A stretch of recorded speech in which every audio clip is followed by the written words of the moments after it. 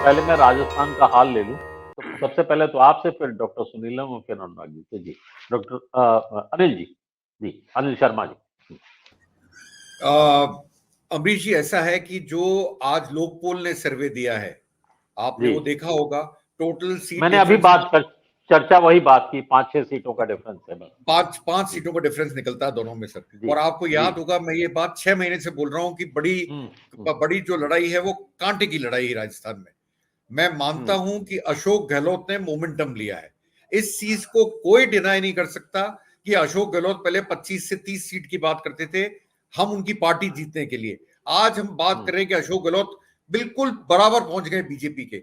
मेरा मानना है अगर ये मोमेंटम चालू रहा तो ये कोई बड़ी बात नहीं हुई कि कांग्रेस आगे निकल जाए। अगर ये मोमेंटम चालू रहा, और एक अगर और लगाऊंगा, अगर उनका बूथ मैनेजमेंट सही हुआ तो।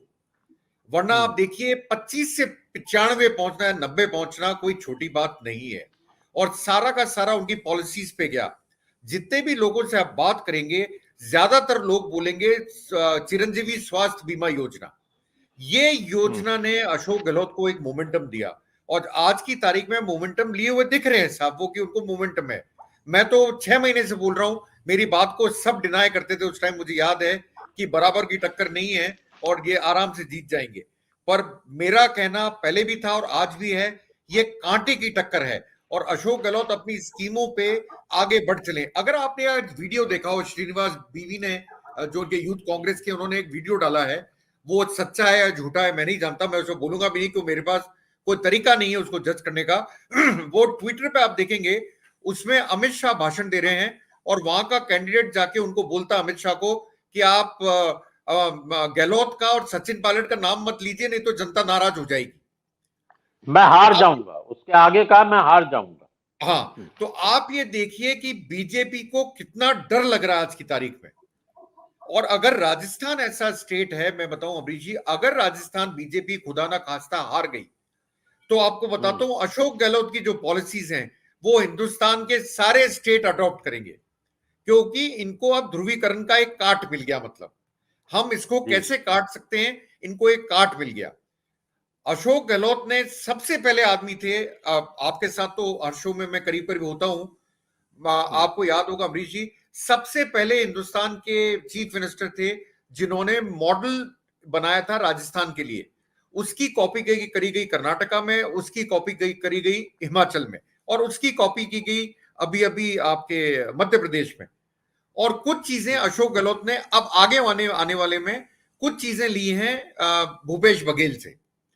आप देखिए आज ये हालत है कि आप अगर सड़क पे किसी आदमी से बात करने जाएंगे, जैसा राजेंद्र जी ने कहा कि अजीत अंजुम जी कर रहे थे, आप बात करने जाएंगे, मेरा मानना यह है कि आपको अशोक गहलोत के नाम पे आपको बहुत लोग मिलेंगे जो बोलेंगे अशोक गहलोत बहुत अच्छा आदमी है। और इसके सारे कारण क्या है? वृद्धावस्था पेंशन 1,000 रुपए की, चिरंजीवी योजना, ये वो योजनाएं हैं, या ओपीएस, लोग भूल जाते हैं, जी ओल्ड पेंशन स्कीम। आज अमित शाह को प्रेस कॉन्फ्रेंस में बोलना पड़ा, मजबूर हुए कि हम एक कमेटी बैठा के और इस पे ओपीएस की वो कराएंगे, कैसे करना है। आप मुझे बताइए, आपने मैनिफेस्टो बनाया, उस मैनिफेस्टो में आपने नाम ही नहीं लिया ओपीएस का। अशोक गहलोत को उसी दिन, मैं मानता हूं उसी दिन अशोक गहलोत को एक एज मिल गई थी। और उस एज को अब, इसमें सबसे बड़ी बात अमरीश जी मैं जोड़ना चाहूंगा लास्ट में, कि अब ये ध्यान देना पड़ेगा कि कांग्रेस के जो बूथ लेवल वर्कर्स हैं, क्या वो इस चीज को, क्या लोगों को घरों से निकाल के और वोट डलवा सकते हैं। ये चीज बहुत कुछ डिपेंड करती है कांग्रेस की हार और जीत में। क्योंकि मैंने देखा है कांग्रेस वर्कर्स में लेथार्जी जल्दी आती है।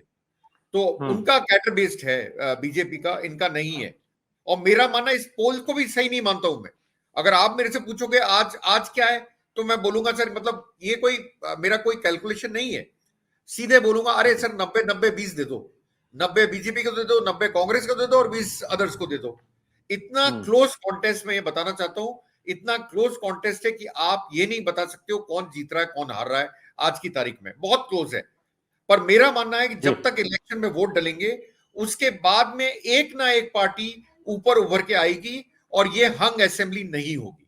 मेरा मानना है हंग असेंबली नहीं होगी। एक पार्टी मोमेंटम लेके अपने आप को जीत के निकल जाएगी बाहर।